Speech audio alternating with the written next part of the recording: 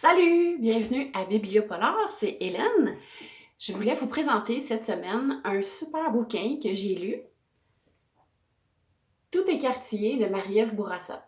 J'ai acheté ce livre-là, c'est un roman québécois et je l'ai acheté exceptionnellement. D'habitude, je vous présente surtout des livres que j'emprunte à la bibliothèque parce que c'est ça mon concept bibliopolar, de vous faire découvrir des polars qui sont disponibles à votre bibliothèque.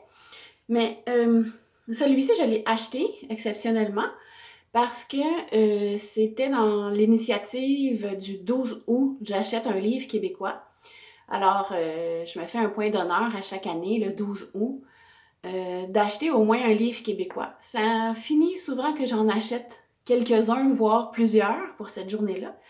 Mais j'avais eu le goût cette fois-ci de découvrir une autrice québécoise justement parce que quand il est question de polar, on s'attarde souvent à des livres, en tout cas pour ma part, je sais pas pour vous autres, mais des livres écrits à l'étranger, tu sais, beaucoup en Scandinavie ou des auteurs américains.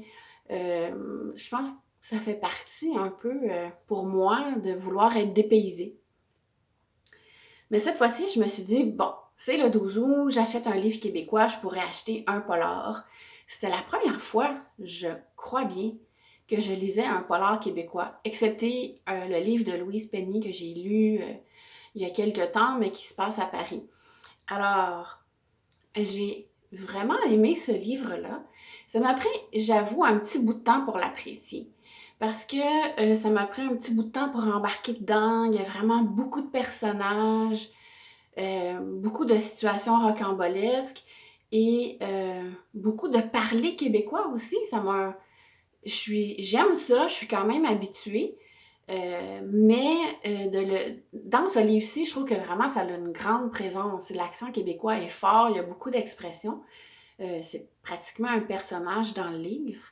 Tout ça mis ensemble a fait que ça m'a pris un petit bout de temps pour embarquer. T'sais. Au début, j'étais pas sûre. Puis, à un moment donné, on s'attache au personnage. L'intrigue prend le dessus. Je me suis sentie comme engloutie dans l'histoire, dans le bon sens du terme. Là. J'étais vraiment dedans. Puis je voulais absolument savoir qu'est-ce qui se passait. Marie-Ève Bourassa, c'est une autrice aguerrie, si on peut dire. Elle a été surtout connue pour une série qu'elle a faite précédemment. Excusez-moi, je me souviens pas exactement. C'était quoi le titre? Red Light, c'est ça. Qui se passait donc plutôt dans les années 20, une série de 3 livres, une trilogie donc, si je ne me trompe pas. Elle a 40 ans environ, elle a gagné de nombreux prix.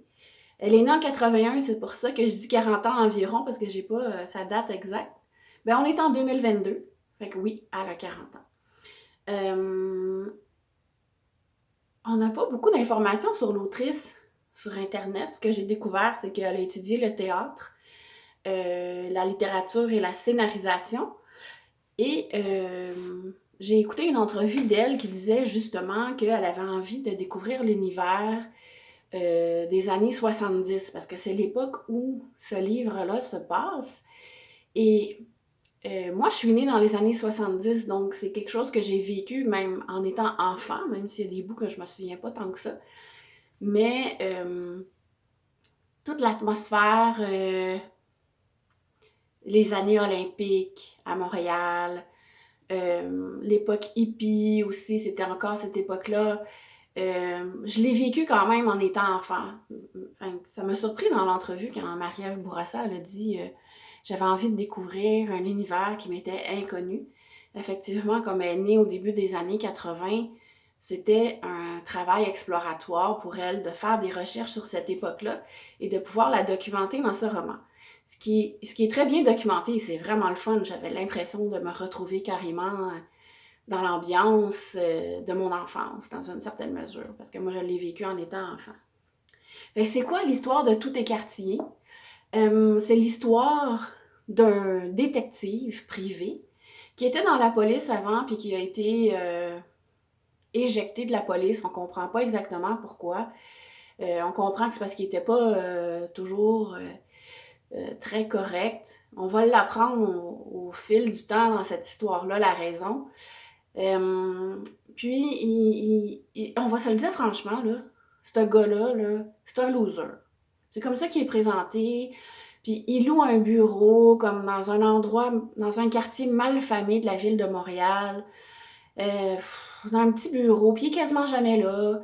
Il est toujours en train de boire ou de fumer dans un bar de danseuse en bas de son bureau. T'sais. Fait que il travaille plus ou moins, il est pas très consciencieux, mettons, dans sa vie de tous les jours. On apprend qu'il est séparé, puis qu'il y a une fille adolescente qui vient le visiter de temps en temps, puis qui prend soin de lui. Donc, le pauvre gars a plus l'air d'une épave que d'autres choses. Il est resté ami avec son ancien collègue dans la police, qui lui continue à travailler pour la police, donc à mener des enquêtes. Et à un moment donné, le protagoniste principal du livre, qui s'appelle Georges Kerouac, là, le détective en question, parle avec une serveuse au bar de danseuse, de laquelle il s'amourache, puis cette pauvre serveuse-là, elle a un problème. Son problème, c'est qu'elle a tourné un film porno qui s'appelle Tout est quartier, de là le titre du livre. Et là, elle aimerait ça mettre la main dessus, elle a peur que ça se sache, parce qu'elle avait fait ça en toute confiance avec un homme sur qui elle pensait qu'elle pouvait compter. Et puis là, elle s'épanche auprès de Georges Kerouac à propos de ce problème-là. Puis lui, il décide de faire une enquête là-dessus, de retrouver le film, de tout faire pour la belle Roxy, cette serveuse du bar de danseuse dont il voudrait bien se rapprocher. Donc, au début, c'est presque un peu déprimant parce que ils sont tellement losers, ces gars-là, Georges Kerouac, puis son partenaire, puis les autres personnages qui gravitent autour, que on se dit, franchement, c'est déprimant. Mais ça dure pas longtemps. Au fur et à mesure de l'histoire, nous autres aussi, on a le goût de savoir qu'est-ce qui se passe. Georges Kerouac commence son enquête, il se met à fréquenter des lieux plus ou moins recommandables dans certains quartiers de Montréal. On est mis en lien avec des groupes de motards, avec la corruption politique au sein de la ville. Donc, ça prend des proportions assez incroyables. C'est ce qui donne du piquant à l'histoire. Puis comme je disais tantôt, ben, très vite, on s'attache aux personnages.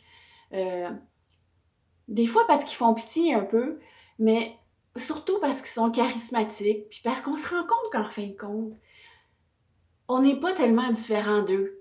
T'sais, c'est des humains, puis on voit le côté profondément humain de ce personnage-là dans son livre. Et finalement, plus on avance dans le roman et plus j'avais de la misère à le lâcher, plus je voulais savoir qu'est-ce qui arrivait. Donc, un très bon moment que j'ai passé avec Tout est quartier de Marie-Ève Bourassa. Franchement, je vous le recommande. Donc, toile de fond des années 70, FLQ, Mouvement de libération de la femme et les Jeux olympiques. C'est des personnages colorés, il y a des rebondissements, et c'est ça, Georges Kerouac qui est prêt à tout pour sauver l'honneur et la réputation de la belle Roxy. Donc, je vous le recommande, vraiment. Moi, j'ai aimé ça, je me suis amusée, même si au début, je n'étais pas sûre. Vraiment, je trouve que c'est un bon roman. Donc, je lui donne la note de 3,5 sur 5, à cause de cette petite hésitation en début de roman là, que j'ai eue quand je l'ai commencé. Mais j'ai trouvé que c'était un bon roman. Les avantages du roman, c'est qu'on découvre vraiment la faune colorée de Montréal des années 70. On a accès à des lieux où soi-même, on n'oserait jamais aller, tu sais. Moi, rentrer dans certains bars malfamés de Montréal, toute seule, c'est certain que je ferais jamais ça, peut-être même pas à plusieurs. Donc, j'avais une espèce d'intérêt ou de voyeurisme, dans le fond, à fréquenter ces lieux-là à travers le roman, tu sais. On côtoie la pègre, la corruption, les motards, il y a de tout là-dedans. Puis on compatit finalement aux différents déboires que vivent les personnages principaux. Euh, les moins, les choses que j'ai moins aimées, des fois je trouve qu'il se passe trop de choses en même temps, fait que c'est difficile à suivre. C'est ce qui a fait, entre autres, que j'ai un petit peu de misère à embarquer. Le parler québécois, qui est très, très présent, c'est bizarre, je comprends pas pourquoi exactement, pourquoi ça m'a dérangée. Mais je pense que c'est parce que tout le texte narratif est en français normal, j'aime pas ça dire ça, mais comme en français. Puis tous les dialogues sont en québécois très colorés. Fait que je pense que c'était de m'adapter, de passer de un à l'autre comme ça fréquemment qui m'a causé un certain défi au début. Après ça, on s'habitue, là, puis on embarque là-dedans. Donc, je dirais que c'est un roman noir, donc il faut aimer ça, un polar noir, ça serait la catégorie du livre, il faut aimer ça. Mais dans le genre, je pense que c'est un bon roman. Et donc voilà, j'espère que ça vous donne envie de le lire. Il y a la trilogie Red Light aussi de Marie-Ève Bourassa qui est certainement à découvrir, qui a eu beaucoup de bonnes critiques. Donc j'espère que ça vous donne des idées sur un polar québécois. À bientôt!